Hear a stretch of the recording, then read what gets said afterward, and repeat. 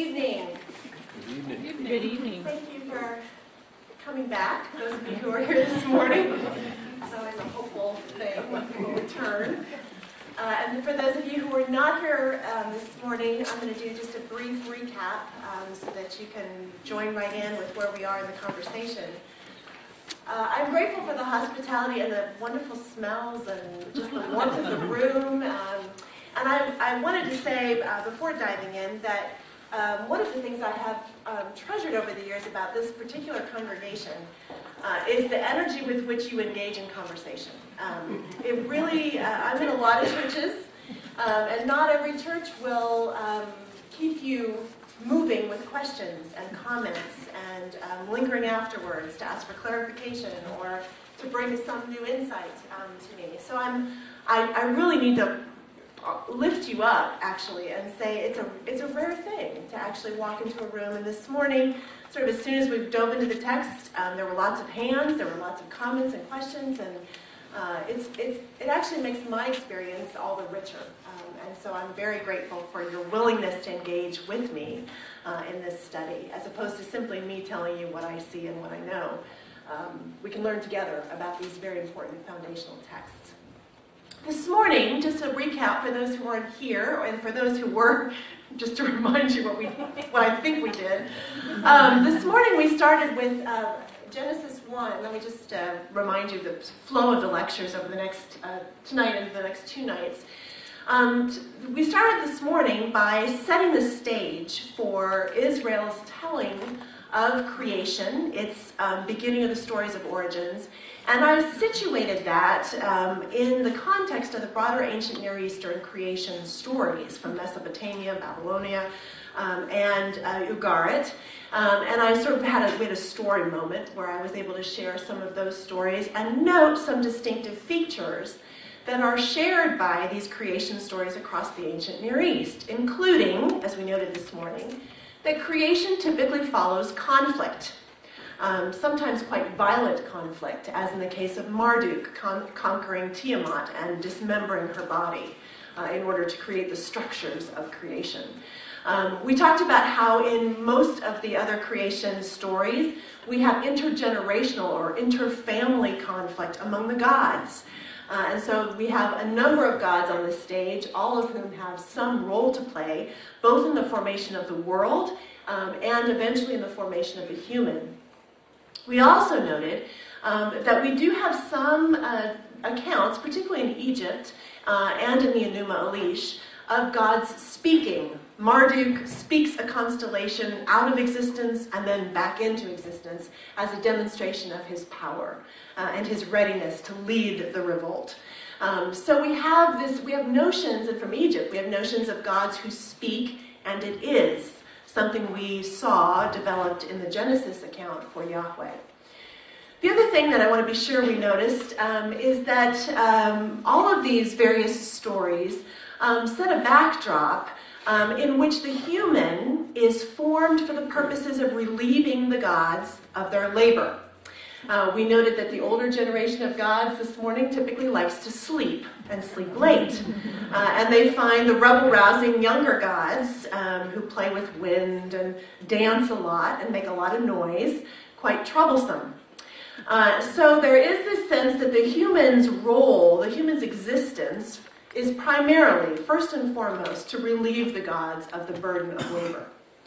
We also mentioned this morning, and this will be important when we get to Genesis 2 and 3 later this evening, we also noted that the human, when the human is formed both in the Enuma Elish and in Atrahasis, there is this mixing of godly blood with clay or some other substance in order to form the human. There is a sense in the ancient world that the human is somehow a mix of divine and earthly, like the animals.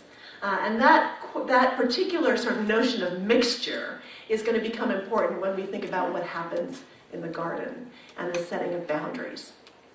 So, hopefully that gives you a sense. Well, that's where we started.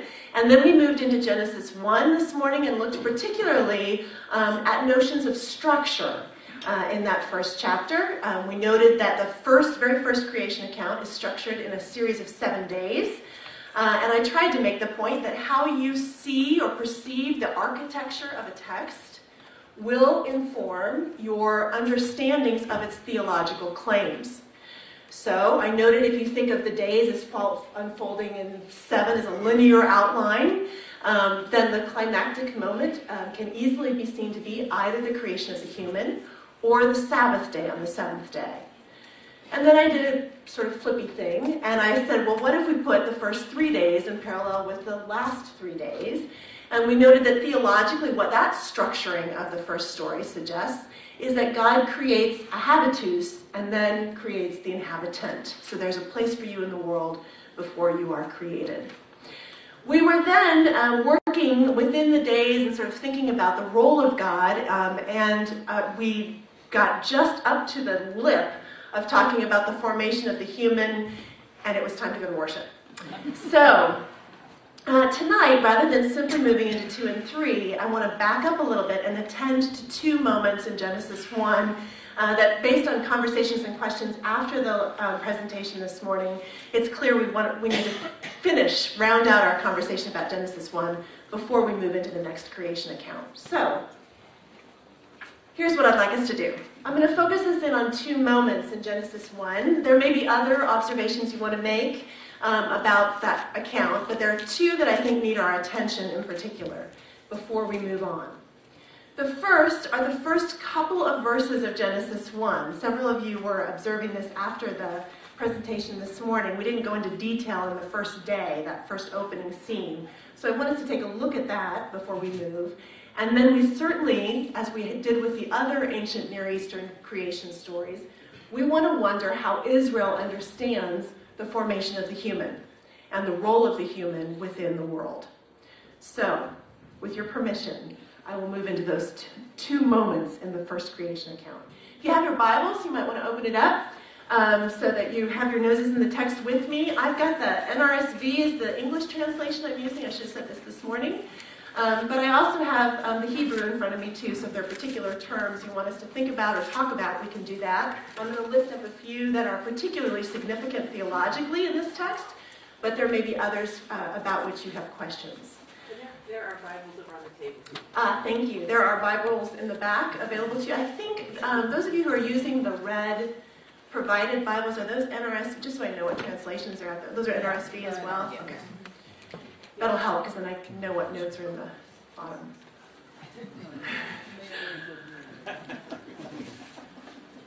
All right, everybody has. I'll wait just a second for everybody to have a Bible.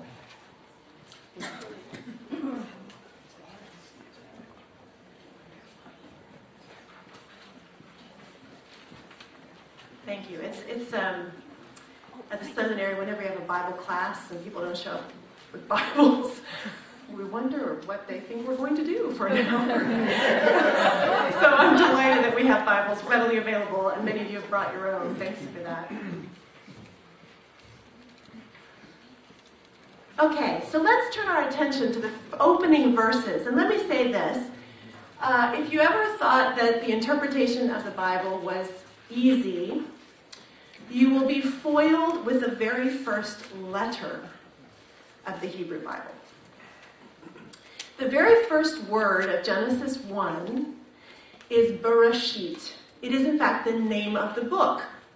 And it means, strictly speaking, it's this very first word where you've got half in red and then you've got the rest in white on my screen. The red is a preposition, meaning in, or by, or with. It's one Hebrew letter, actually, in the Hebrew. And then Reshit, the noun that it's attached to, is a marker of time, beginning, starting point. Origination can actually mean the fulfillment of something, but that's a whole other conversation.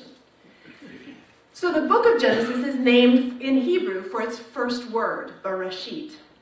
But the question is, how do we understand that B, or that bait, which is the Hebrew letter, at the very beginning? Is it that this is the account, and you'll see this in your footnotes, you'll see the NRSV is trying to show you there's a discrepancy. We're not sure. Is this the very beginning of all things when God begins to create? In the beginning, that is, in the very beginning of all things. Or is this story simply picking up when God created this particular world, this particular cosmos? Do you see? So God had an existence prior to this, and God begins with this specific act of creation. The preposition affords both possibilities. That is, it's not a Hebrew dilemma. It's actually more of a theological dilemma. How do you understand this in the beginning marker? Is it the very beginning of all things, or is it the moment when God turns God's attention to the creation of this particular world, this particular story, this particular peoples and nations? So, troubles at the very beginning. Then what's really striking about the first few words, you have Bereshit bara Elohim. Bara is the second word, the B-A-R-A. I'm trying to go back and forth between Hebrew and English. I'm not doing well. Bara is a verb, and it's the verb that means to create. The verb bara is only used in the Hebrew Bible for God. Only God baras. Only God creates in this sense. And it's a sense in which most interpreters who work with this notion of bara think it means creation without effort, creation without expenditure of energy, creation without exhaustion, right? Creation without a weariness or fatigue. This is creation that simply is and is not taxing on the Creator at all. Yahweh is the only one who ever baras.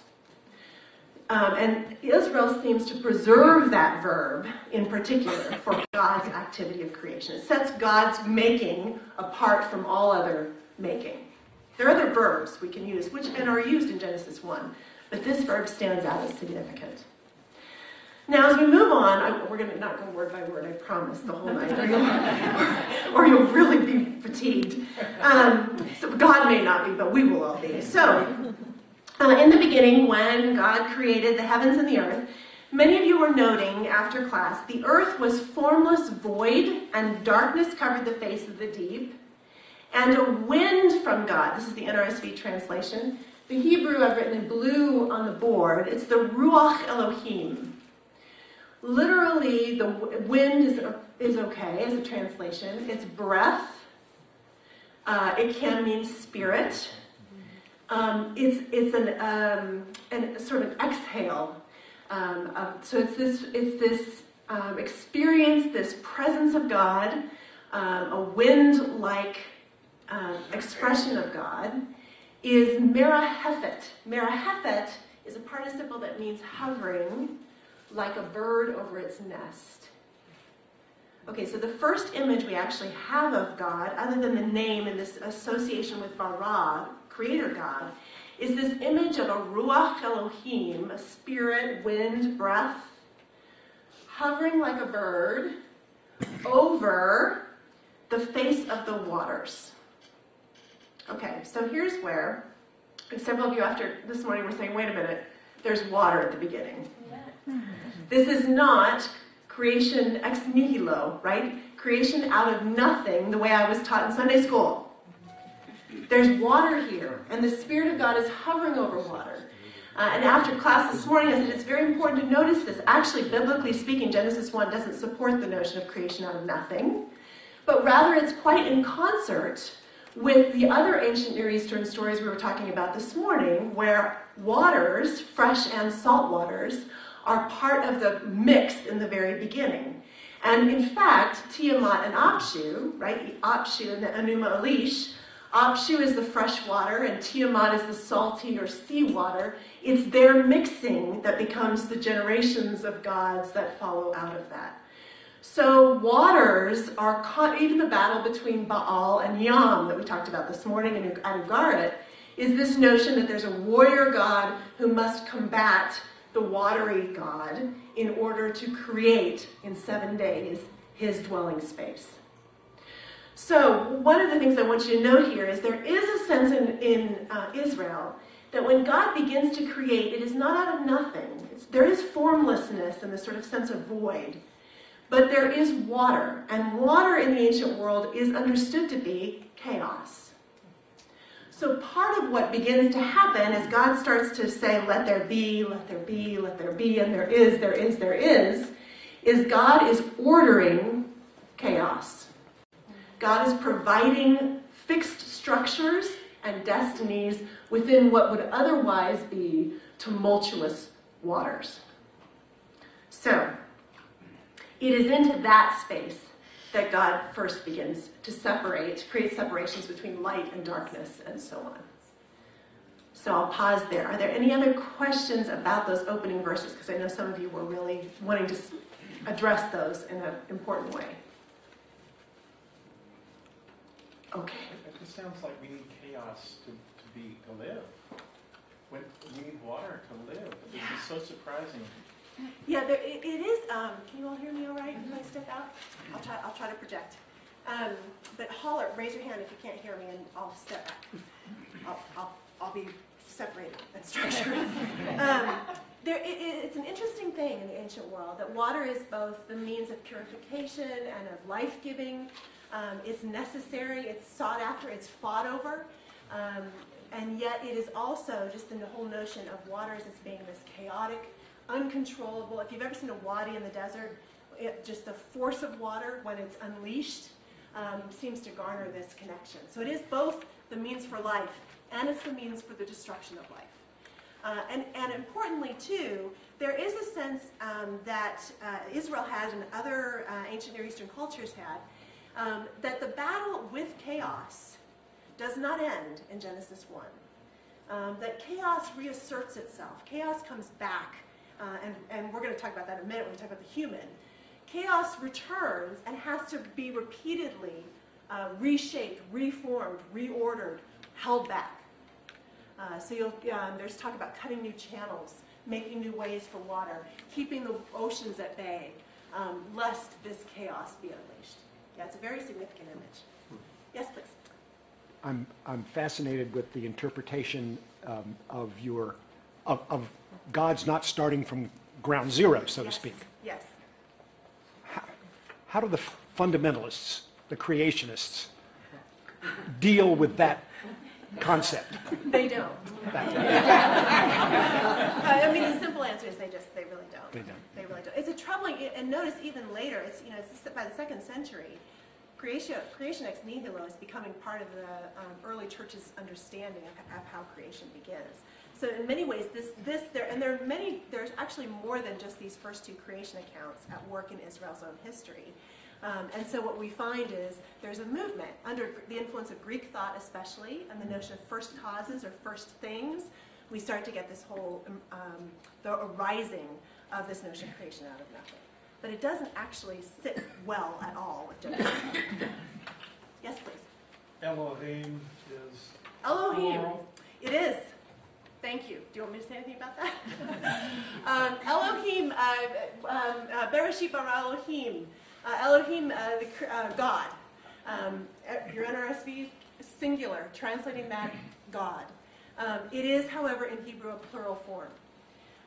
Elohim throughout the Hebrew Bible is recognized to be, except in cases where it has to be a plurality, it's recognized to be interchangeable with Yahweh, singular God. But it is a plural form. And that plurality then connects to the notion 126, let us, the divine counsel. Shall I move there then? Let's turn then to the creation of the human. So we talked about the various days and the formation of the habitus and the inhabitant. Let's take our attention from the beginning, those first opening verses, to the creation of the human on the 6th day. We mentioned this morning this whole notion, I'm starting in 126. Then God said, let us make humankind in our image, according to our likeness, and let them have dominion over the fish of the sea, over the birds of the air, and over the cattle, and over all the wild animals of the earth, and every creeping thing that creeps upon the earth. Okay, I'm going to pause there for a second. For those of you who weren't here this morning, one of the pressing questions that came up is, what exactly is this let us language? What does it mean that God speaks in a plurality here in Genesis 1? And much as I would like to say, well, this is the triune God, Father, Son, and Holy Ghost, as it is later understood to be in Christian traditions. In Israelite thinking, this language is very suggestive of the divine council, and I talked about that a bit this morning. The notion that Israel does not actually become monotheistic or have a notion of only one God until quite late in its history. Really until early post-exile, late exile, early post-exile, with 2nd Isaiah, do we start to get the emergence of a notion of one God. Up until that moment in history, they were living in a polytheistic. They understand there to be many gods, in fact, in the world, but they recognize only one God as their God and as the superior God. So this let us language is not completely foreign to an ancient Israelite notion, ancient Near Eastern notion, that the gods met in council. And I made the reference this morning to Isaiah 6. If you think about the call story of the prophet Isaiah, he's swept up into this throne room where all he can see is the hem of the garment of God, and the seraphim and the cherubim are holy, holy, holy, right? There's all this celebration. There's a sense of multiple figures at work in that throne room. In Job, we have an account of the Hasatan, the adversary, figure who comes and meets with the divine council and reports on what he has seen as he's gone back and forth on the earth. So there is this notion at work in Israel that God sits in a council. And the notion here is that God then turns to the council and says, let's make the human in our image. Now, what's interesting here, there's several things that are interesting about this. One way to read this verse that isn't in the NRSV, but that works with the Hebrew, is the following. Then God said, let us make humankind in our image, according to our likeness, so that they may have dominion. And so on. A resultive clause. Let us make them like us so that. What does that reading of the Hebrew underscore? Well, there was a notion that kings, persons, could represent the deity on earth and have the charge and responsibilities to maintain the deity's order, execute the deity's will.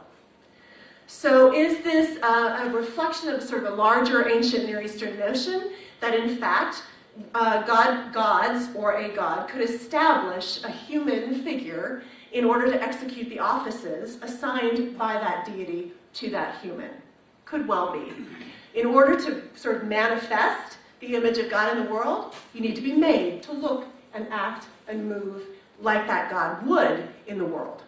Make sense? We got to unpack some of this language, though. So I want to start actually with the formation of the human, and then I want to talk about our vocation. So go on to verse 27, which in the NRSV breaks into, we talked about this briefly this morning, breaks into poetry.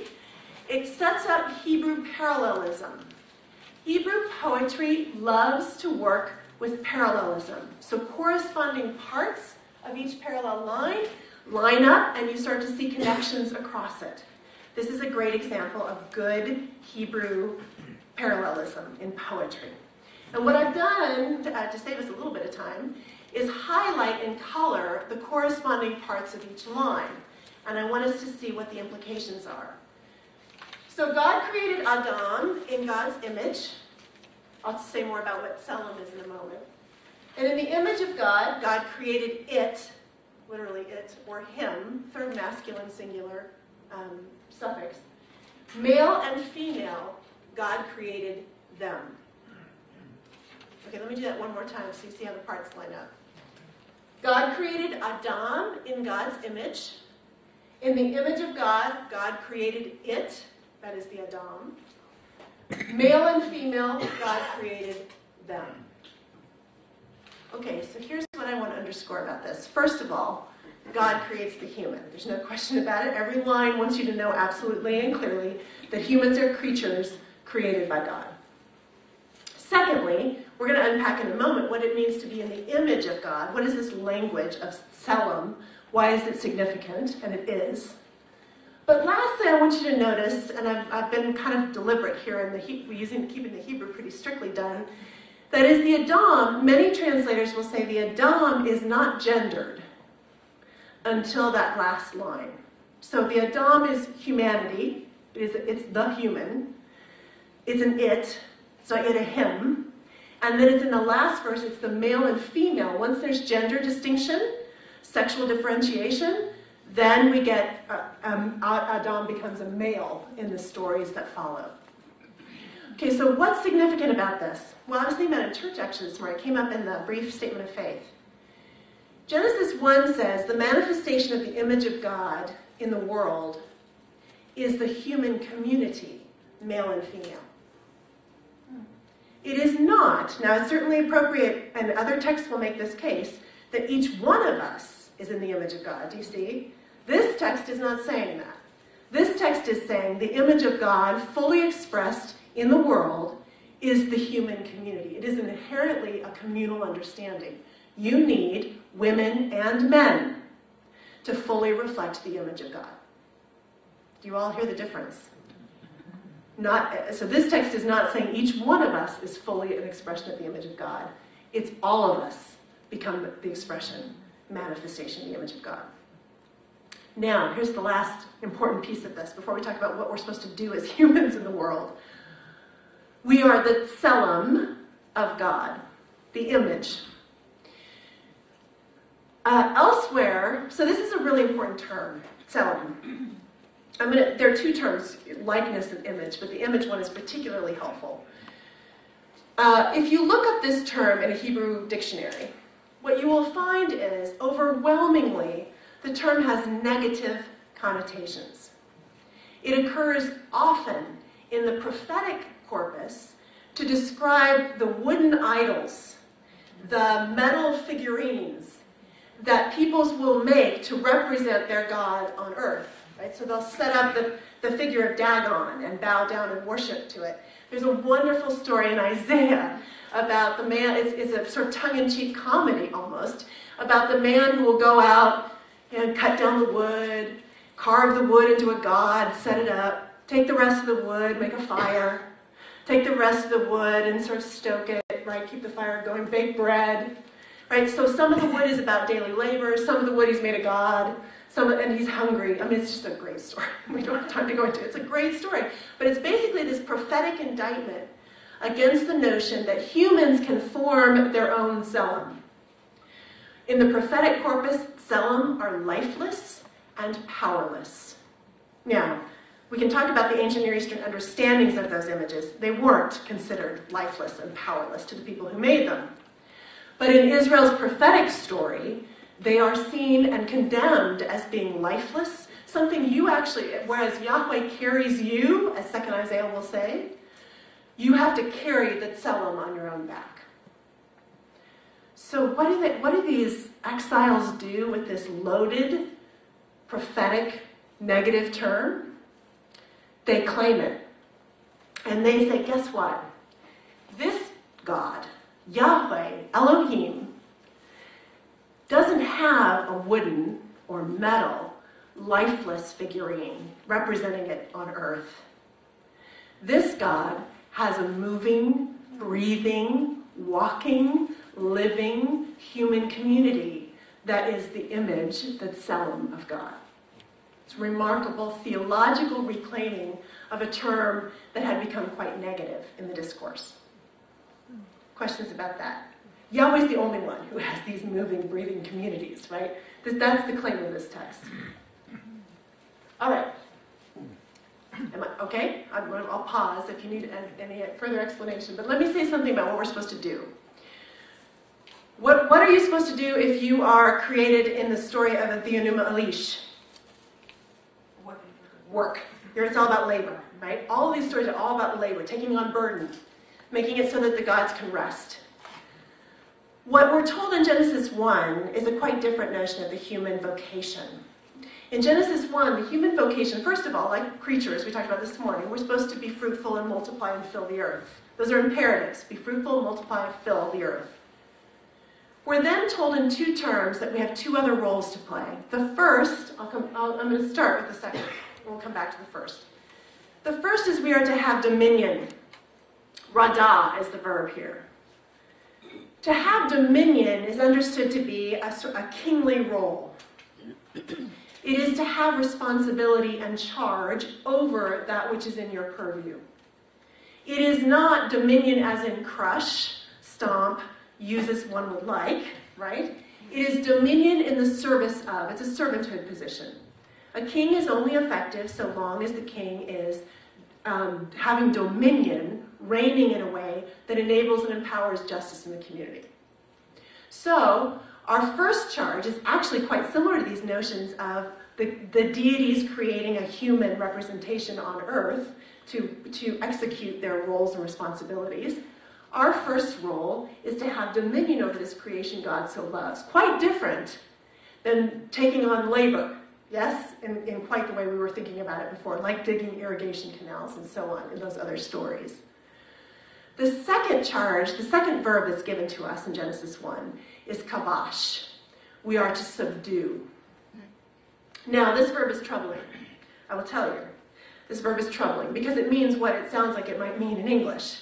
When you subdue peoples, when you conquer peoples, when you put peoples in fetters, this is the verb that's used.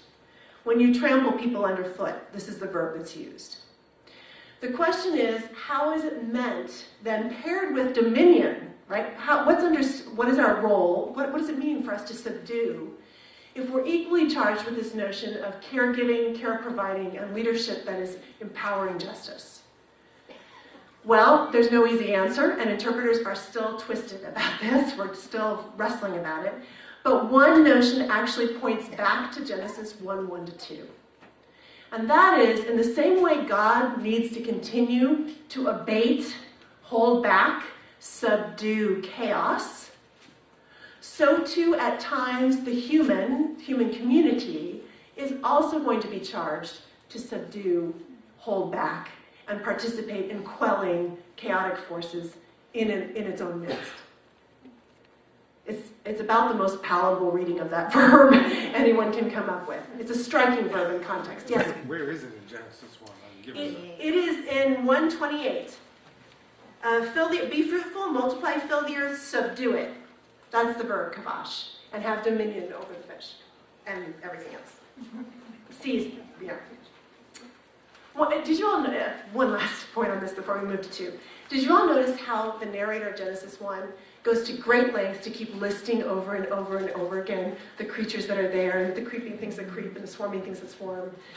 You are what you do in the world. I mean, there's this real sense, but there's also this filling of the world that gets repeated and borne out by just, you feel like you're reading it for the third time, birds of the air, fish of the sea. I get it. But part of that is about underscoring the richness and the diversity and the scope of the human responsibility when we have dominion, in the way it's described here.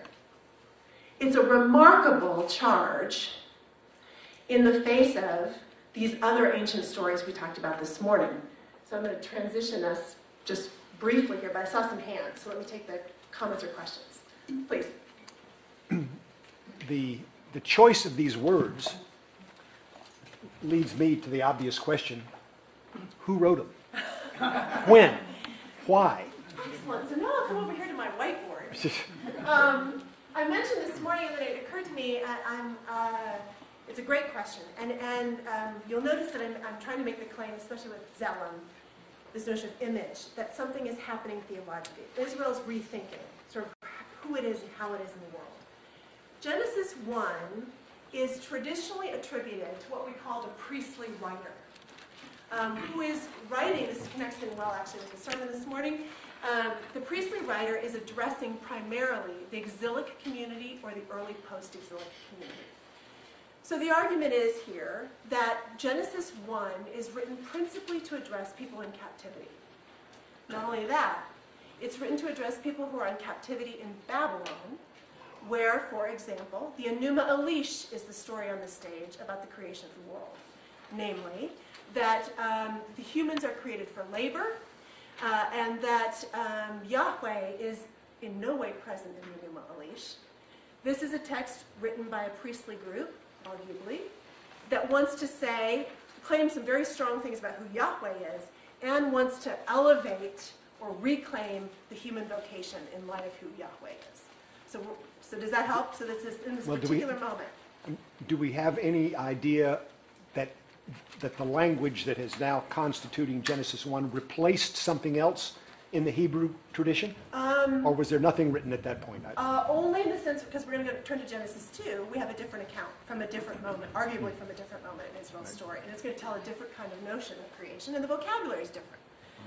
So it may be simply a different streams of thought. It may be that there are different moments when Israel's going to lean into different creation accounts. So when we see 2, we'll see how the language shifts. Other comments or questions about? This priestly account, this may be old news to most of you or many of you, but just to remind you, the whole notion of a priestly writer comes out of a method of interpretation called source criticism that argues the Pentateuch, the first 5 books of the Hebrew Bible, are compiled from 4 written sources. The Yahwist, where we're going to move next, who's writing probably in the time of the United Monarchy, 10th century, to support the monarchy. The Elohist, writing in the north, about a century later. The Deuteronomist, who's writing around late 7th century to support Josiah's reforms. And then the priestly writer, who's writing in this particular moment to the exilic community. It's ultimately, for most source critics, the priestly writer who takes all of these stories, these written sources, and weaves together the whole that we now hold up as Pentateuch. Then why it is called the Book of Moses? Why is it called the Book of Moses? The first 5 books, the Pentateuch, has historically been attributed to Moses. Moses is, in fact, one of the ancient theories about the authorship of the Pentateuch was that Moses, it's only one of the ancient theories, but it is an ancient theory that Moses, as the bearer of the law, and the bulk of the Torah, the bulk of those first 5 books, is the Torah, it's the law on Sinai, that he's the one who actually writes all this down. So that's how it gets to be all 5 books, the books of Moses. In the same way we think about the Psalms with David, we think about Moses and the Torah, Solomon and wisdom literature. They're associated with a key figure in those narratives. It's a great question. Is there enough textual consistency to deduce that it was ultimately, because you have used the singular for the compiler, or maybe a King James type of thing?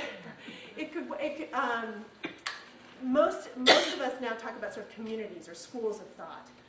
So whether it's one hand or a collection of people in this particular tradition, we don't know. The hypothesis was, from Graf and Bellhausen, was one author, one writer who's pulling this all together, one redactor. But you should know, things don't always move fast in the field of biblical studies. I will say that right away. But one of the things that's really interesting is this theory has held sway really for 150 years in biblical scholarship. 100 years. 150 years. It's coming up on 150 years probably. And it's continuing. I mean, we've had books just come out in the last couple of years on, is there really a Yahwist? And we're still hammering this out. There are scholars, particularly Western European scholars, who devote their careers to working on source theory. It's a really important method, even if not everybody's still using it as heavily as most do. Okay, any other questions about day 6 especially? I want to just highlight, given the question about for whom is this written and to what effect, I want us just to remind ourselves before we turn to Genesis 2 and see a very different account.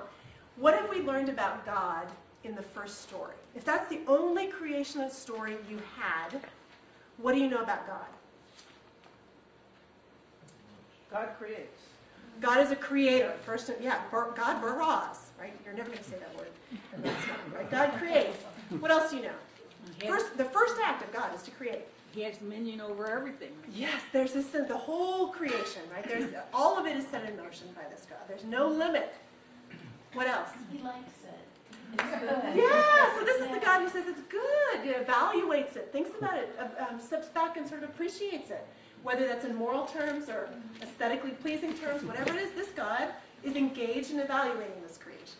There's no conflict. There's no conflict. Dramatic. Given what I told you this morning about the ancient Near Eastern backgrounds, the fact that this all happens peacefully, There's no indication whatsoever of a force over and against God's creative activity. This is simply one God, not a whole, multi-generational family, dysfunctional as they were. This is one God creating, and it's without serious effort, and it appears to have no challenger. What else? How does God create? Speaks. God's word alone is effective to create. We saw that in other ancient stories, including Marduk. And we talked about Egyptian gods would speak and it would come into being. So there is precedent for that notion. But here in this story, the way God creates primarily is through speech.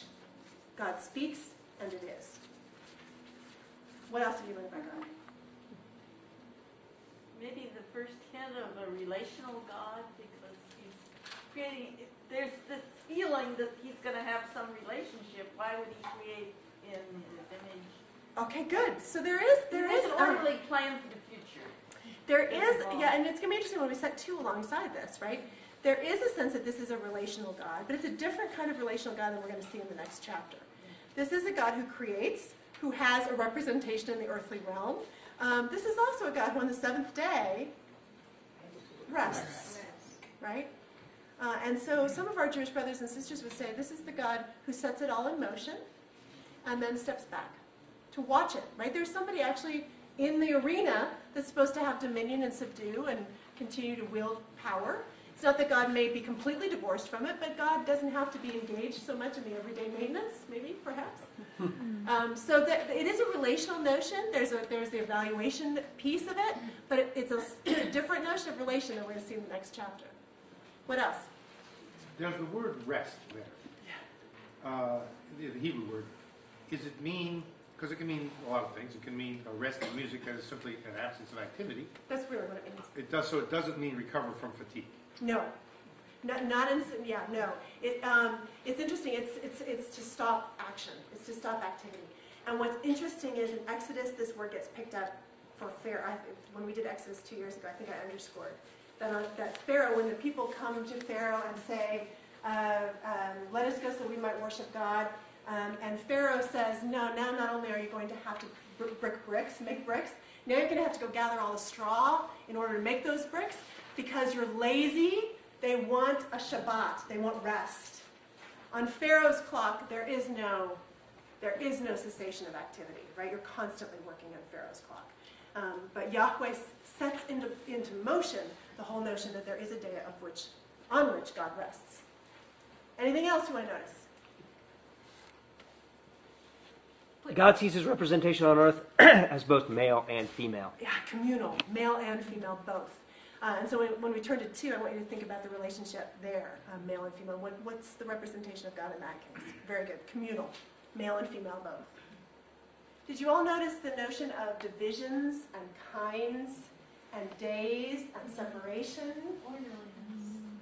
This is a really, I made this sort of probably inappropriate practice. This is a type A God, right? This is a highly organized, everything has its place, everything has its kind. Now, that notion can be used to considerable harm. This text seems to say, and it's going to come up in 2 and 3 again, this text seems to say we do have communities that we recognize as being of our kind. The swarming things that swarm, the creeping things that creep, the trees, there's a place, and there's a community for all of God's creatures. There is a kind with which you are associated. Yes, last word. But isn't that reflecting who wrote it, the priestly folks? Very much so. Wanted order. Yes. People to come on the Sabbath. Yes, the priestly folks are really trying to re-engender in the exilic community, especially an honoring of ritual life, of family stories, genealogy, of temple practices within the absence of temple.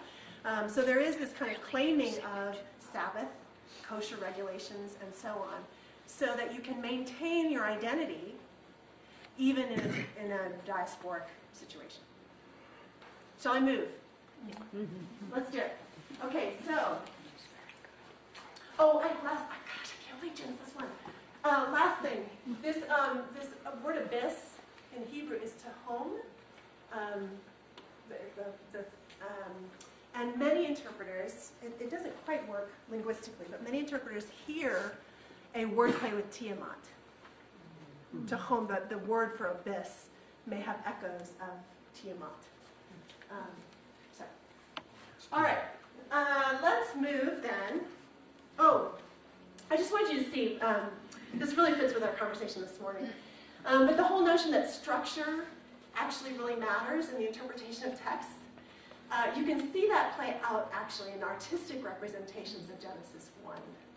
This is from the Nuremberg Chronicle in the late 15th century. It's an artistic representation of the history of the world with the Bible as the sort of centerpiece of history. This is actually the fourth day of creation. Notice, even in this artistic portrait of God's creative activity in Genesis 1, it's highly structured, highly organized. God's hand is in the upper left for you.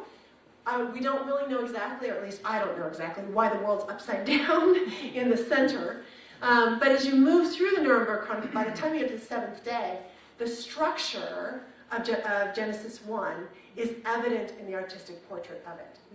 You can't sort of separate. It's hard to tell Genesis 1 in a really messy way. And that plays out in art. Here's the Sarajevo Passover Haggadah. You actually read this right to left. But again, so you're starting off with this sort of wind or spirit over the waters. I don't know if you can all see it as clearly. You move to the separation of light and dark. You come down and you see the firmament and the waters below. And then you eventually see plants and land and so on. But notice, we're reading it like we would in Hebrew, that is right to left. But one of the things you notice is, again, the structure of the text prompts a certain kind of artistic representation. Structure leads to meaning, and feeds our interpretations. All right. Turn to Genesis 2, please. Let me say this, too. Forgive me. I should have said this up front. I know we go till 8:15. I also know it's been a long day. And so if you need to get up and get refreshments along the way, or if suddenly you all just look at me like, if you say one more thing, I'll call a break. But I'm happy to keep rolling. That's I kind of want every minute. So I'll keep rolling, but I will not be at all offended. I'll worry if you leave. But if you have to leave, you leave. But if you need refreshment, just please help yourselves. Stand up, stretch, go on a restroom break, whatever you need. I'll keep rolling if that's okay. Okay. All right, so Genesis 2. I'm going to treat this text, we're actually going to read this text together because there's a lot that we need to unpack. And I'm going to treat it in scenes. That is, I'm going to start with 2:5 to 9. Then, as the screen suggests, 2:10 to 14. And then I'm going to talk about 2:15 to 17. And then the next screen is going to take us to further into the story. The reason I'm doing this in scenes is because the text is not nearly so structurally clean as the opening account.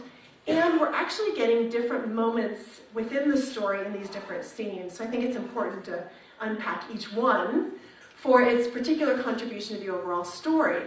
Let me say this too, as we move along, you will undoubtedly be noting similarities and differences with the story we just talked about.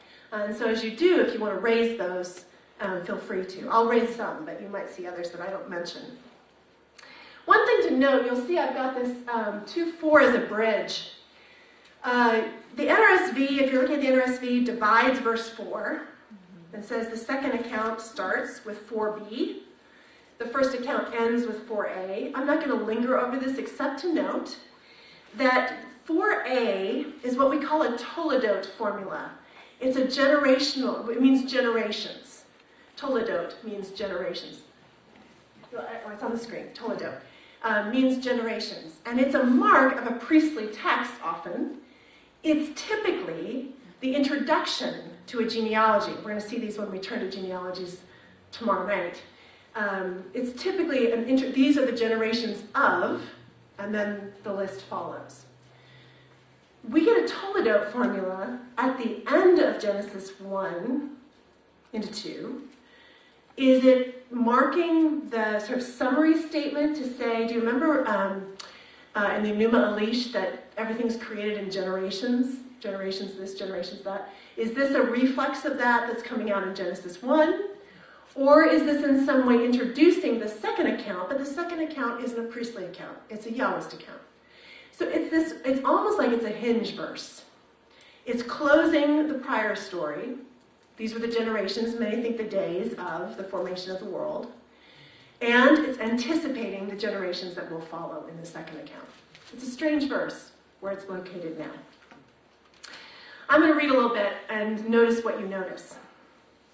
In the day that the Lord God made the earth and the heavens, when no plant of the field was yet in the earth, and no herb of the field had yet sprung up, for the Lord God had not yet caused it to rain upon the earth, and there was no one to till the ground, but a stream would rise from the earth and water the whole face of the ground. I'm going to stop there. What do you notice right away? Is this like Genesis 1? How is it different? Very digressive, sort of.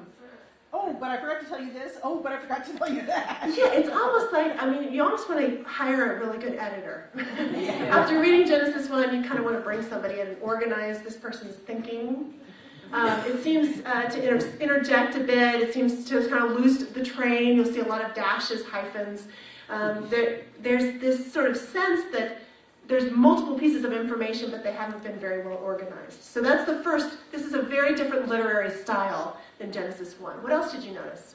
It's like one of the stories this morning. There wasn't this, there wasn't that. Thank you. It starts from lack.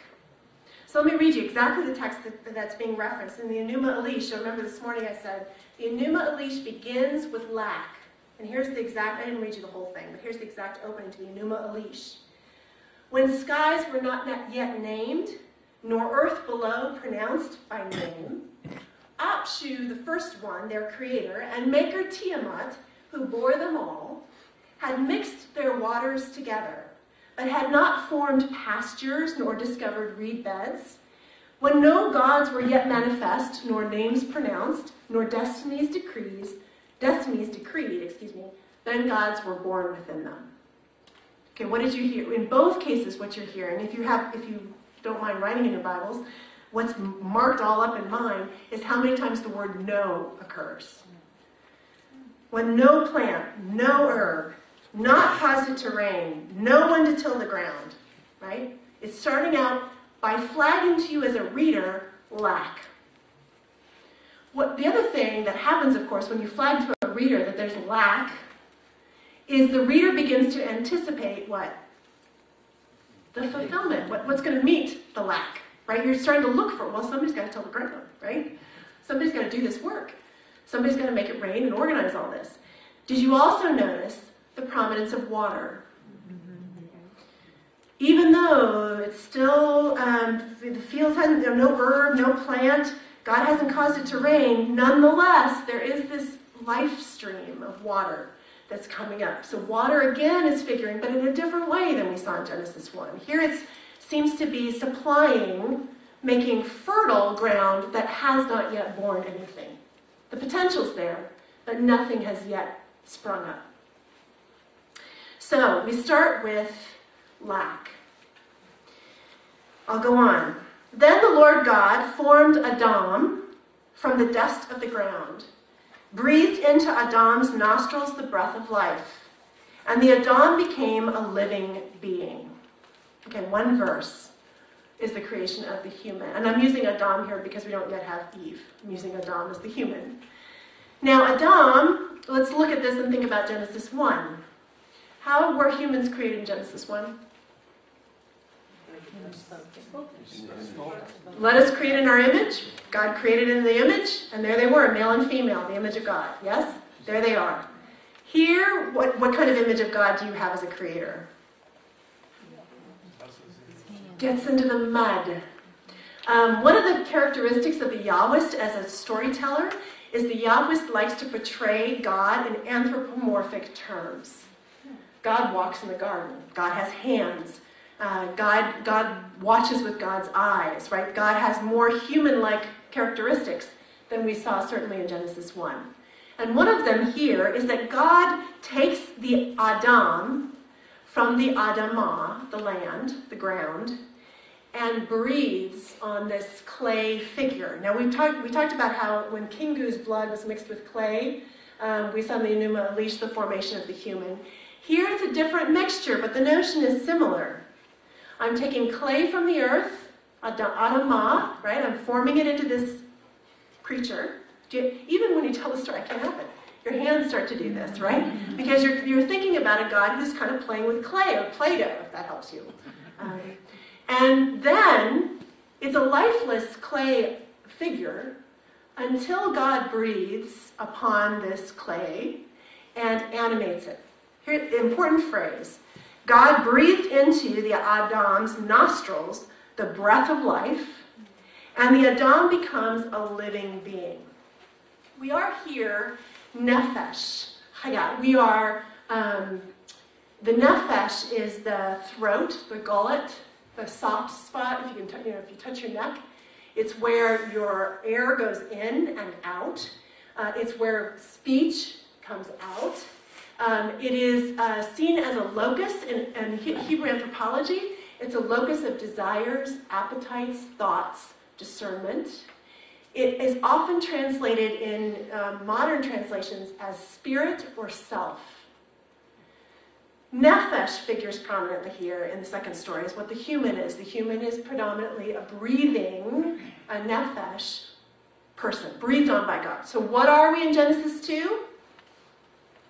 Hebrew anthropology says what we are is dirt that has been animated by God. So what happens when we die? Ash Wednesday, right? To dust you return. And what happens to the life breath of God? Well, texts are mixed. Some texts say the life breath goes back to God. God inhales and takes it back in.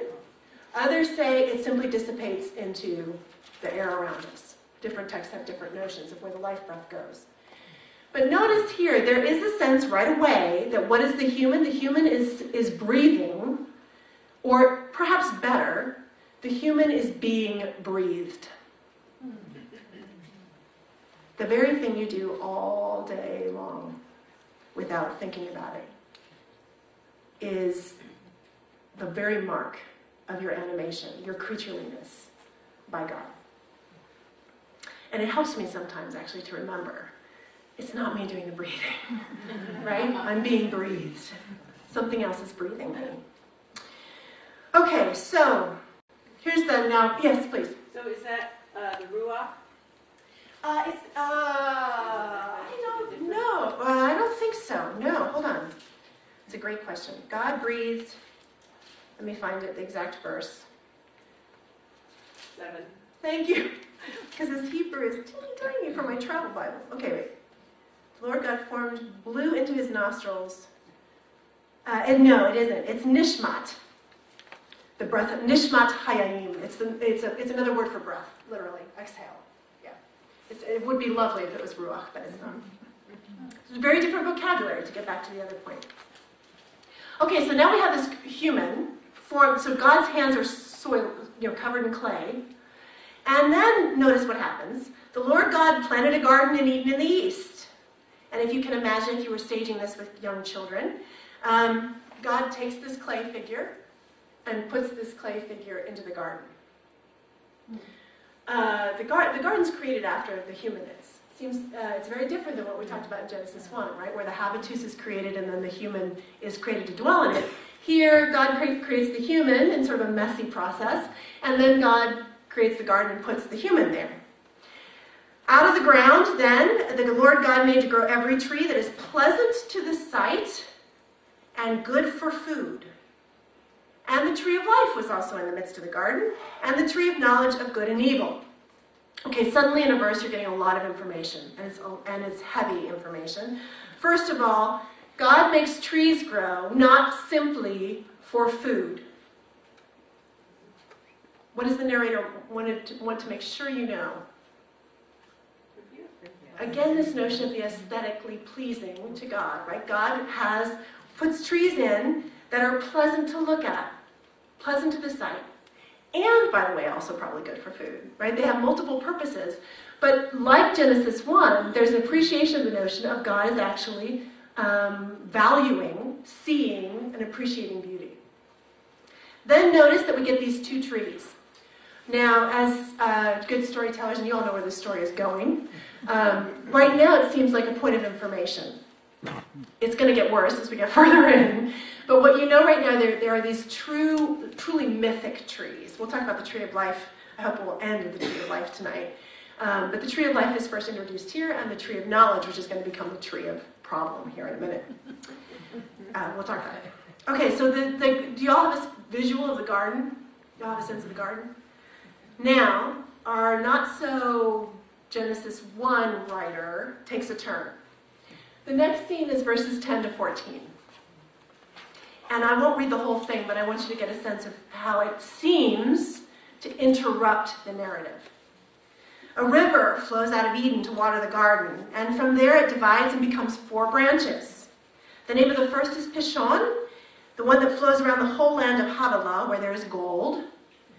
And the gold of the land is good, by the way. Bdellium and onyx stone are there. I'm going to read the whole thing, sorry. The name of the second river is Gihon. It is the one that flows around the whole land of Cush, that is Ethiopia, probably.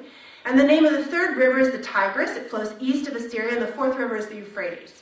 Okay, raise your hand if you know exactly where Gihon is. Raise your hand if you know exactly where Pishon is. No takers? No, really? Raise your hand if you know where the Tigris is.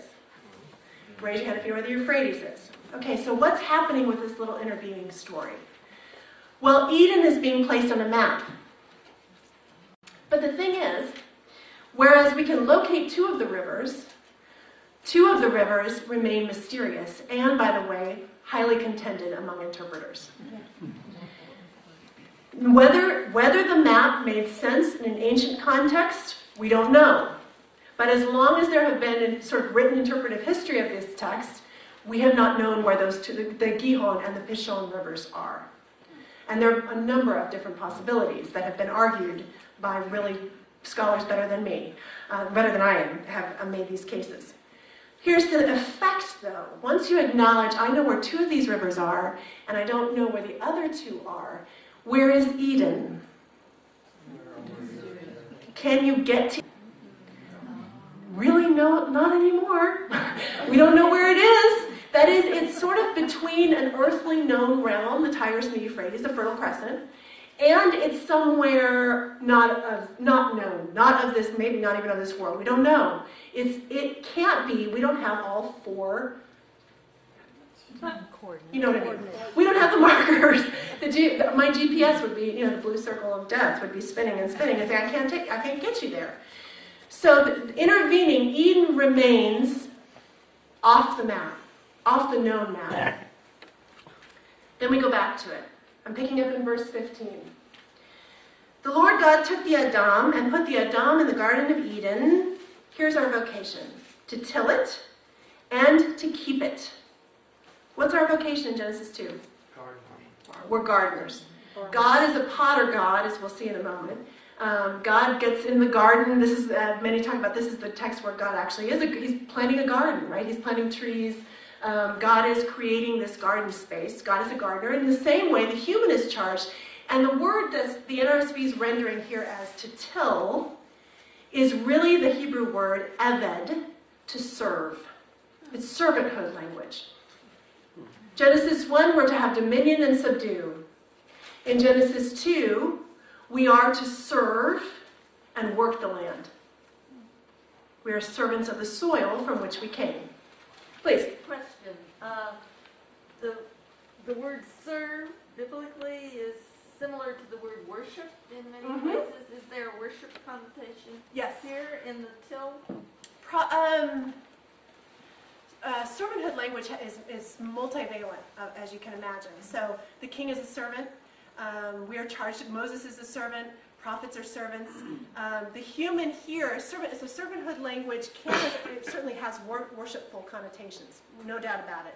Whether that is exactly being accented here or not, this seems to be because it's paired with to keep it, to guard, like you would a garden or a vineyard. It's that kind of language. It seems to really be about working, tending, tilling. That is, you have charge over the very substance from which you come and the very substance to which you will return. Our task is to work the land, tend to the land. It is its own form of dominion, but this is a more earthy, dirty, get your hands in there and make it happen kind of image. Okay, so here's the thing. We get this vocation. Then the next thing is we get provision. The Lord God commanded the Adam, you can eat freely of every tree of the garden. Okay, what do you know about all the trees of the garden? Pleasant to look at, perfectly good for food, right? Abundance, provision, plenty. We're given a job, and we're given plenty. But of the tree of knowledge of good and evil you shall not eat, for in the day that you eat of it you shall die. Okay, so we all know the story, right? This is where you cue the dark music, and the stage lighting zones in immediately on that tree, right? Because now all eyes are on that tree, and all eyes are on this human and what the human's going to do with this tree, right? We know that that's the way good storytelling works. What happens in the garden, though, is that God says, here's your work. Here is everything you could need to thrive and survive. And here's the one thing I don't want you to do. You can't eat of this one tree. The rabbi I studied with for a couple summers said, Christine, this is the story where, he said, this is my read. He says, I think the tree in the garden is the first mitzvah. My pen is dried out as I'm waving it around in the air.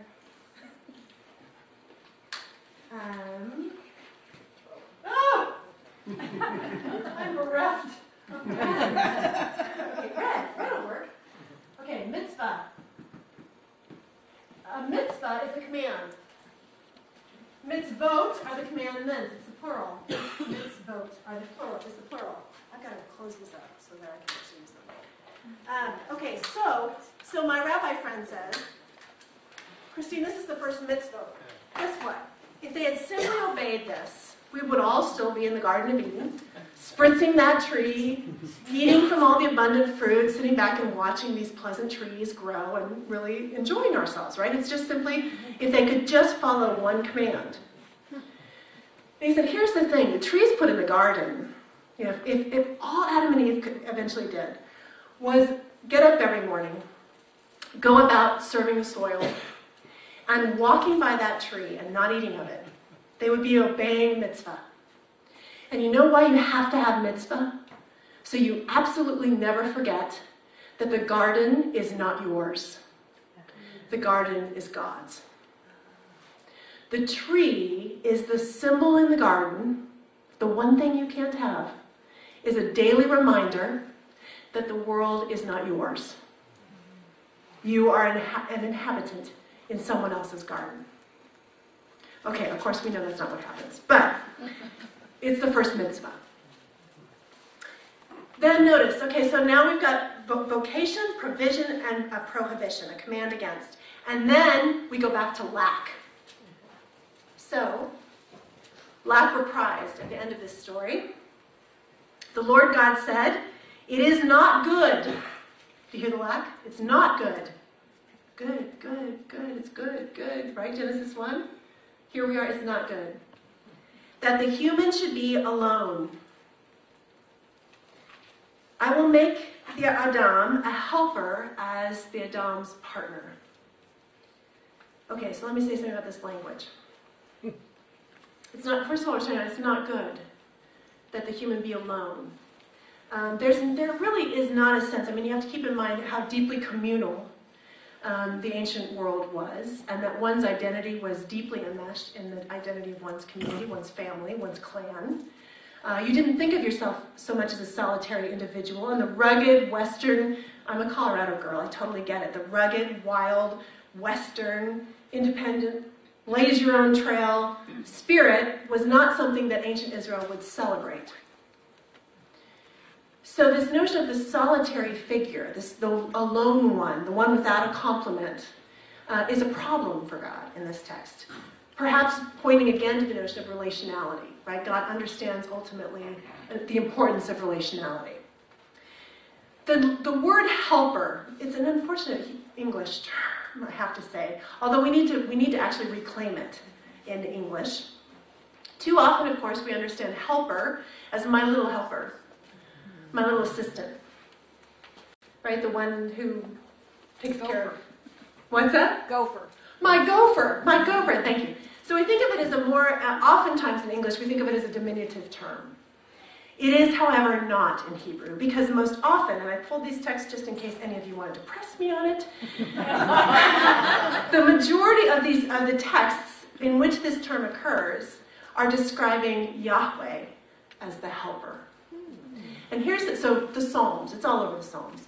That you are my helper. I turn to God, my helper. You are my help and my reprieve, right? There's this whole, God is the Eitzer, the helper. Why is this the case? So it's not diminutive at all. What is a helper? If you have the capacity to help someone else, it means you have a skill, a disposition, a resource, an ability that person does not have. And they need you in order to accomplish what it is they are to do. So in the ancient world, and you see it play out in the theology of the Psalms especially, who is the one who can provide the help in your greatest moment of need? Only God. Only God. So this notion, God isn't here saying, I'm going to have, there is not yet, there will be later, hierarchy. There is not yet this notion of partnership, one like you, as a partner. So this is where it gets really interesting too. So out of the ground, so here's the problem, and now we got to fix the problem. Out of the ground, again, God gets down in the mud. God forms every animal of the field. You were waiting for it, right? You didn't know where the creatures were going to come from. God forms every animal of the field, every bird of the air, and guess what? God then brings that animal over to the Adam and waits. What is the Adam going to name it? And when the Adam names it, that's the name that it is. How is that like Genesis 1? It's not at all. Who has the power to name in Genesis 1? God. We talked about it this morning, and we talked about the power of naming this morning. Very significant. God here this God does not seem at all, this portrait of God, doesn't seem at all concerned that God retain the role of naming all creatures in creation. God is happy to give that over to the human. My rabbi friend said, I picture this, right? Every little creature. God forms and comes over to the Adam and waits. This is the, unlike the Genesis 1 type A portrait of God, this is the experimental God. This is the God who wants to find the fitting or corresponding partner, but wants that to also be defined in relationship with the Adam. So notice, God would bring them over to the Adam to see what the Adam would call them, and whatever the Adam called every living creature, that was its name. That was it. So the man, the Adam, gave names to all cattle, birds of the air, every animal, but for the Adam there is not yet found the Eitzer, the helper, the partner. So then we get this story about taking the rib out, and there are all sorts of interpretations in Midrash about what this is exactly. What does it mean? What does it mean it's taken out of the side of the human? What is it? There are all sorts of interpretive notions. One notion is actually, one Midrash talks about how the Adam, until this point in the story, actually has a female head and a male head. It's like the old Plato notion, right? That your bodies are, at one point the gods cut the body in half, and you spend your entire existence trying to find a matching part. Plato's Symposium, do you remember that story? Or is it, it's Plato, right? In any case, you get the point. Is the Adam in its created form, male and female, and then that division happens with this notion of rib? Or is the Adam without gender distinction until this moment, and then suddenly we have male and female? The Midrash, the interpretive history, and the Jewish community is all over the map, as is, frankly, the Christian community about what exactly happens here. So, but what happens is, as a result of this deep sleep and this formation that God does, again, it's a very strange, do you see why our Jewish brothers and sisters, this is the experimental God? Well, if I can't create it out of the soil, I'll take it out of you and see if that works. God brings the woman, the Isha, who has been taken from the Ish, the man, and the man exclaims in language that is evocative of kinship. Comes up in Genesis 29 later, same language. This at last is bone of my bones, flesh of my flesh. This one shall be called Isha, for out of the Ish this one was taken. This is, again, notice we broke into poetry, and this is a naming of recognition and a naming of kindred identity. And it is for that reason that we then get what we call an etiology, of marriage. The etiology is a story of origins, story of explanation. Why is it that a man and a woman join together? It's for this very reason. They recognize each other as bone of bone, flesh of flesh. They are of a kind. So this is the explanation rooted in ancient Israel for why families of male and female mix are created. Yes? This story doesn't make God sound very smart. God says, well, I'll give you a little pet and see if the pets will make you happy. And then pets didn't work. He said, well, I guess maybe I have a pig. I mean, it's sort of like he's sort of... Excellent. So it's a great question. So it all depends on what you think is smart. Right? But there's another episode of it, comes a little later. God can't find Adam in the garden. We're getting there. That's all Yahweh's, right? This is really a Yahweh. So you have to understand we're stepping into a particular kind of storytelling that's different than what we saw in Genesis 1. But some would say, actually, Yahweh's quite smart here. Because the value for Yahweh in Genesis 2 and 3, but Genesis 2, where we are now, is relational. Yahweh is willing to cede the power to name. Yahweh is willing to experiment to find the partner that the Adam recognizes as the Adam's own. This is a God who is so profoundly about having a relationship with this Adam that this God will experiment. This God will try things out. This God might even fail by bringing the wrong creatures, right? But even so, this Adam cedes the power to name. So, is it as clean and scripted as the architect God in Genesis 1? Or which is a kind of relational. This is a different kind of relational, and some would say there are moments in your own life, or in the life of a faith community, or in the life of Israel, where they need to have the accent placed strongly on the relational dynamic of God. You don't buy it, but that's one of them. Reciprocity in relationship with the animals as well, since God brings forth all these animals, and it's not so much like, oh, well, is this dog going to work or is this cat going to work for your relationship? It's more of like these are animals that you have relationships with. That's right, and by having the virtue of naming, if I call a cow, suddenly I have some responsibility, right? I've named the thing. I've named an armadillo, right? I have responsibility because I can summon that creature. That was supposed to be a joke, and nobody laughed. Well, it's a long. What is it, that movie about? Well, it's a movie about God where the whole thing is, who would ever name an armadillo? Who would ever make an armadillo, first of all? Who would ever name an armadillo? It was supposed to be a joke, but clearly, maybe it's only a movie I saw. Okay, other comments or questions? And then I want to move this. It seems to me that God is almost trying to please the human.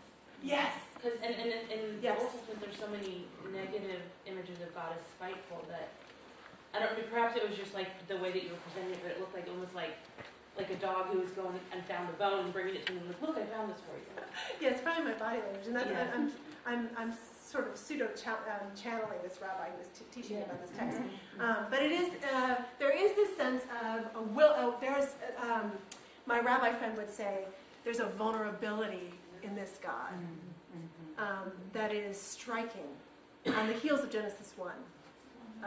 This God is willing to cede power and authority for this and be vulnerable for the sake of this relationship. Yes? I don't know whether he did or not, but I can't help but wonder what Calvin, with his omniscient, predestinarian God, would have made of this passage. That's great. Yeah, this is, and it's gonna get even more sticky when we get into 3, of course. I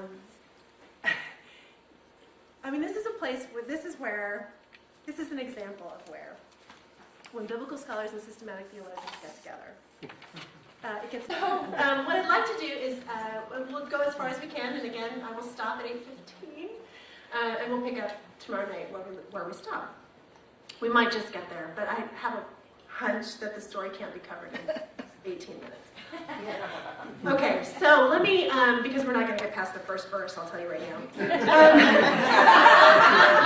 So actually, there's a big question. In the same way that there was a question about where does the first creation story end and the second begin. Do you remember when I said there's that Toledo formula that's kind of sitting between the stories, and we're not sure how to read it? We have a really important verse at the end of 2 that really sets up 3. And it is this verse 25. And the man and his wife were both naked and were not ashamed. Okay, now on the heels of this etiology of marriage, right, that this is why a man leaves his father and his mother and clings to his wife, and they become one flesh, bone of my bones, flesh of my flesh, right, kinship language. Then suddenly we get this kind of cryptic, is at the end, remember chapter divisions are a later thing. Is verse 25 of chapter 2 more rightly read, perhaps, given what happens, with the next story? That is, the place where we start this very important narrative is with a description of the man and the woman in the garden as both naked and without shame. The reason why this is important is ultimately we're going to see when their eyes are opened, right, they recognize that they are naked and shame comes into question. It's a frame around the first big scene. But it starts to set our anticipation. Shall we talk about the serpent? There have been books written on the serpent, so this is why I said we can't get past the first verse. But I'm going to say up front, I mentioned it to somebody this morning, I'm going to say up front, I want to argue a more sympathetic reading of the serpent. And I have my case. I built my case here. Because it hinges a lot on how you understand the word that the NRSV renders as crafty. The Hebrew word, I think I have it up there, arum, the serpent was more shrewd, crafty, clever. There are different ways of construing the term. But the Hebrew term is arum. Arum. And it's actually a word play. This is another reason to read 225 with this chapter. It's a word play on the word for naked, arumim. So the people are naked in the garden and without shame, and then here's this serpent who is arum. So there's a word play, sound play. So what does arum mean? Well, you can imagine, it means you've seen translations, you've seen crafty, shrewd, clever. In the Hebrew Bible, I did this afternoon just to confirm, but in the Hebrew, this is a word study. This is meat and potatoes. This is where I live. But a word study of this term shows that in the Hebrew Bible, in only 2 other places is the term a negative. That is in the book of Job.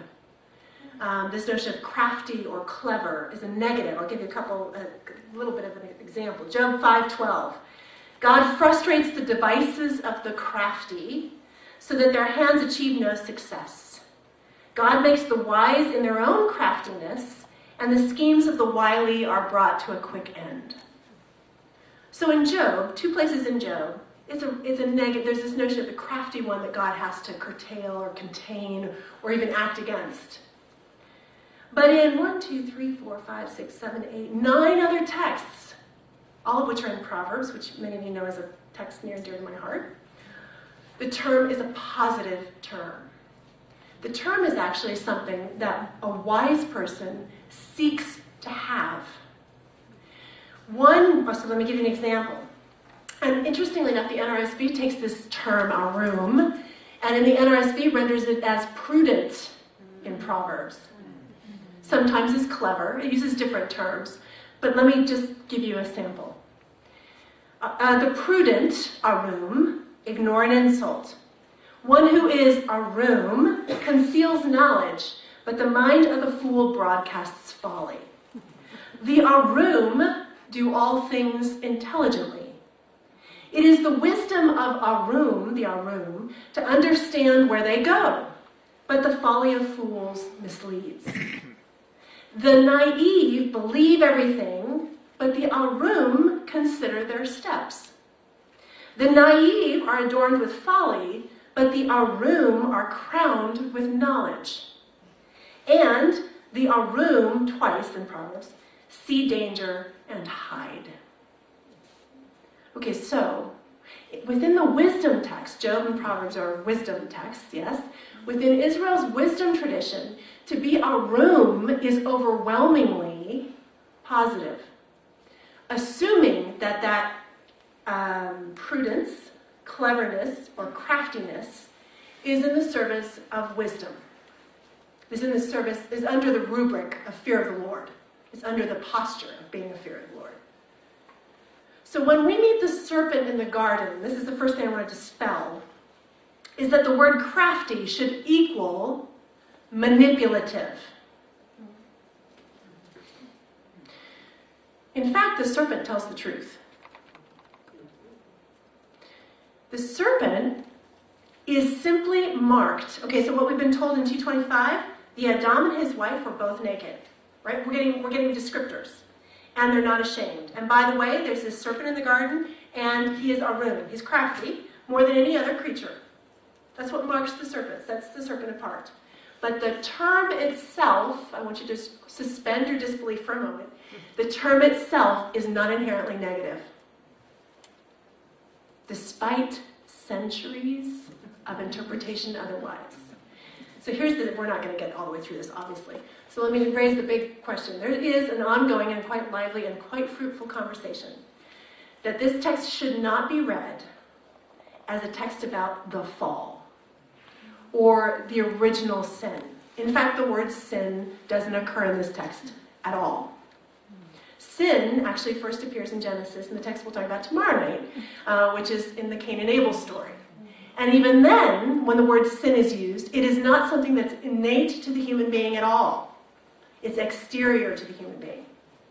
We'll talk about that tomorrow night. Christian interpretation has Paul has overwhelmingly read this story as about the fall. And we've all been trained to think that what Adam and Eve do here sets the course of the rest of us, of humanity.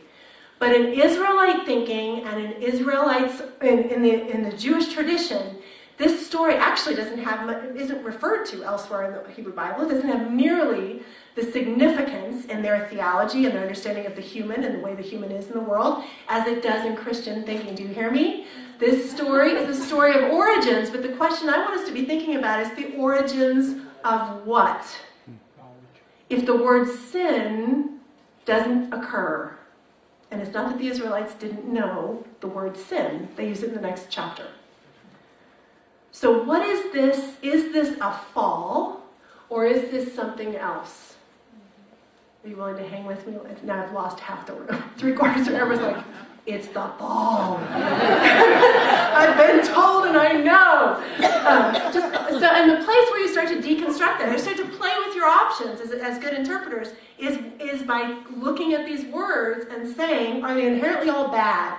The serpent in the garden is not yet the Satan figure. The serpent in the garden does not yet have a pitchfork and red scales and a long tail that's, forked at the end. We don't have that yet in this story. This is simply a creature that's marked by a word that is marked in other texts as a feature of the wise. So, oh my gosh, okay, 10 minutes. So, more crafty. The serpent says, did God say to the woman, okay, and here, we're going to, so the serpent says to the woman, Did God say, "You shall not eat from any tree of the garden"? Okay, so what has the serpent done? Asked a question, right? Asked a question about, back to 2, what are the rules for living in the garden?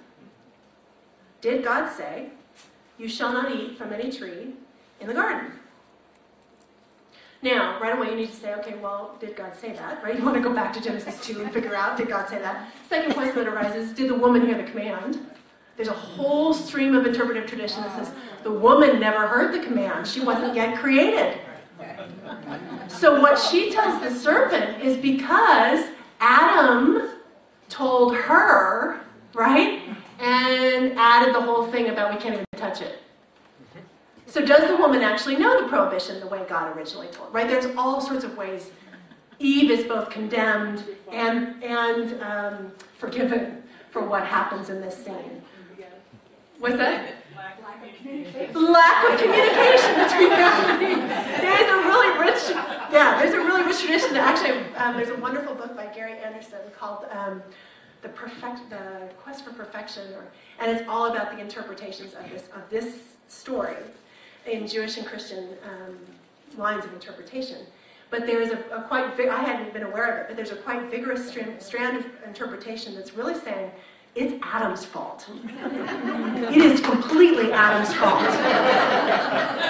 The woman's just really okay. Anyway, so the woman says to the serpent, "We may eat." That interpretation has not really come out very well. Yes, we need to lift that one up a little bit more. So the woman says to the serpent, "We may eat of the fruit of the trees in the garden, but God has said, 'You shall not eat of the fruit of the tree that is in the middle of the garden, nor shall you touch it, lest you shall die.'" Okay, so is she wrong?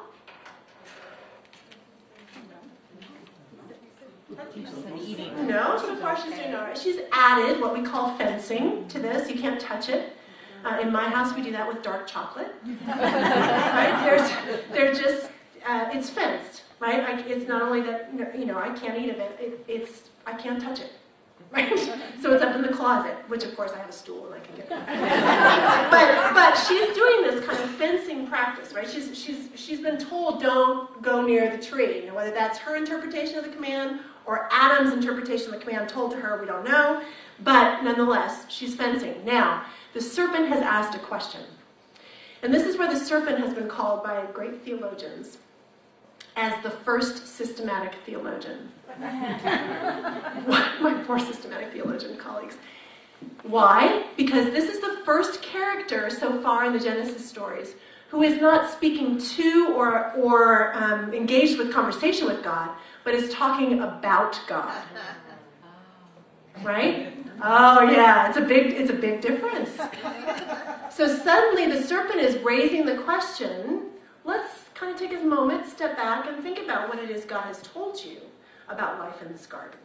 That's a move of a critical reflection on what God has commanded. Yes? Systematic theology. But God said, okay, so we've got that far. The serpent then says to the woman, "You will not die. For God knows, I want you to notice on the screen, I want you to pay attention to the weaving of knowing and seeing in this text. God knows that when you eat of it, your eyes will be opened and you will be like God, knowing good and evil." Okay, this verse alone is going to finish us for the night, I think. First of all, is the serpent wrong? Yes? Do they die? No. Okay, so there's a big question, right? Do they die? And of course, there's a whole host of different ways of interpreting death. Do they die? Do they lose immortality? We don't know if they have immortality or not, but are suddenly their lifespans, is there a sense of death in the sense of physical death? Is there death in a spiritual sense as a result? The Hebrews didn't make a distinction between spiritual and the rest of life in the way we often can and do. But so the serpent says, "You will not die." And in fact, they don't die in the sense that we think of death. But here's the reason. God knows that when you eat of it, your eyes will be opened, right? You will know something. You will see something differently. And you are going to be like God, or the gods, the plural here maybe, knowing good and evil. What marks the gods? A knowledge of tov and ra, knowledge of good and bad, evil. Okay, let me keep going. Is that the same good as? Yes. Okay. Tov is sort of the general word for good. Okay. No, yeah, same word. But they know tov and ra is sort of a stock phrase. Good and evil. Gods know, that is, gods know a distinction, moral distinction, qualitative distinction. Gods is a form of knowledge that is attributed to the divine. So here's the thing. Oh, we've got to do this first. We'll do this and then I'll stop. Verse 6. I really will, I promise. So when the woman saw, this is really important. When the woman saw that the tree was good for food, and the woman knew that it was a delight, and that it was a delight to the eyes, and that the tree was to be desired to make one wise, she took from it and ate. And by the way, her husband's right there, and he ate too. The Hebrew actually makes it clear. It's itah. He's with her. He's right there. But here's the thing. This is a really interesting verse. When the woman, so the serpent said, when you eat of it, you're going to know something that the gods know. And what does she do? So now she's been invited to see this tree differently, right? And notice the emphasis on vision. She sees that the tree is good for food, like all the other trees, by the way, but this one is good for food too. And she sees that it's pleasing, it's actually beautiful to the eye, so there's an aesthetic pleasure to it, like we know all these trees in the garden have. And it has this added quality that it will somehow bestow wisdom. What does she do? After we've been invited into her interior life, her interior discernment for just a moment. And that discernment prompts her to eat. Okay, so here's the thing, and I'm going to stop here and we'll pick up here tomorrow. There's a play in here between knowledge and seeing and desire. What happens when they eat, we'll get to verse 7, is the eyes of both of them are opened, right? This is an awareness now. They're aware of something. Do they know the difference between good and evil? What do they know now? They now know that they're naked, and once that moment of self-consciousness is there, it can lead to shame. You have to be self-aware before you can feel shame. Okay, and I'll stop on a humorous note. We will unpack this more tomorrow. That you're being invited into a moment of desire, and the effects of desire on knowledge. And what happens to the two is that their eyes are opened, and you don't get what you expect. And they knew good and evil. You get that they now are self-aware, self-conscious. And that self-awareness leads to shame. And we're going to see down below, it actually leads to self-centeredness. Once you are self-aware, you can become self-centered. But here's the thing, here's the humorous last point, because we started with this. In order to cover their nakedness, what do? Okay, has anybody picked figs? Does anybody know about fig leaves? What happens when you get your hands or skin around figs? Itchy, blistery, red, boils. It's bad to be in contact with fig leaves. Not only do they make their garments, their first instincts are to hide their nakedness, to clothe themselves. But these are people who do not know how to clothe themselves. Later, God's going to have to cover them with garments of skin, right? What they do, they don't know. So they pull from these fig leaves. Well, if you know about fig leaves, so there's great traditions in Jewish thought that this is a humorous poke at them, right? They fumble and make around their most private parts, they wrap these leaves that cause blisters and redness of skin and incredible itching. So even in their effort to cover their shame, they in fact do their own bodies more harm, which is going to become a theme later in the story. I'm going to stop there. It's 8:15, and we all have busy Monday mornings. We'll pick up. I want to unpack just a little bit more about this whole notion about is this a fall? Here's the question. Is this a fall, or is this a maturing? We'll talk about that, a maturing, a growing up. We'll talk about that tomorrow night.